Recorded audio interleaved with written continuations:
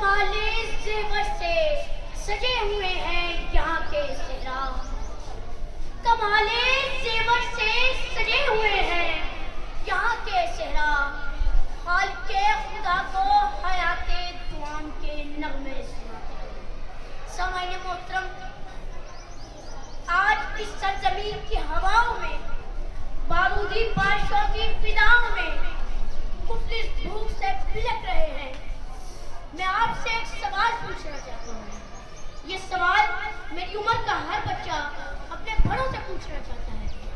یہ وہ سوال ہے کہ جس کا جواب ڈھونڈتے ڈھونڈتے کئی نسلیں اپنی خودی کو اپنے ہاتھوں سے ذبح کر بیٹھی، یا تو وہ خاموش ہو گئیں یا تو وہ منو مٹی تلے جا بسی،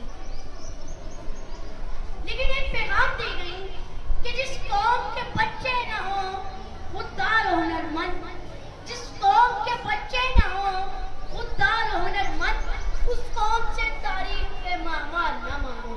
سامعین محترم، آج غریب کی بے انتہا محنت کے باوجود اس کے بچے 2 وقت کی روٹی کے لیے ترستے ہیں۔ آخر آج کیوں ایک عمر کے بچوں کے ساتھ رنگ برنگے کھلواڑ کیے جاتے ہیں؟ ان کو مجبور کیا جاتا ہے، کسی کے حصے میں خالی کرسی، کسی کے حصے میں خالی چنگیز اور کسی کے حصے میں چوکیداری۔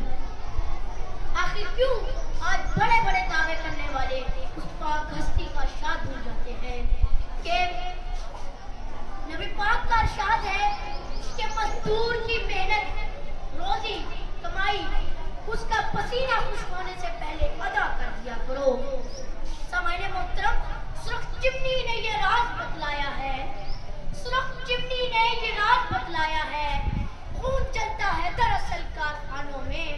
آخر آج کیوں مزدور کے بچوں کو زنجیروں میں جکڑ دیا جاتا ہے یا ان کو مجبور کیا جاتا ہے فیکٹریوں کے شیشے صاف کرنے پر، چائے کے ہوٹلوں پہ کام کرنے پر؟ آخر کیوں ہمیں اور ان کو ان کے چہرے پہ لکھی تحریر نظر نہیں آتی کہ میرے حصے میں کتابیں آئیں نہ کھلونے آئے، کہ میرے حصے میں کتابیں آئیں نہ کھلونے آئے، خواہش رزق نے چھین لیا میرا بچپن۔ تو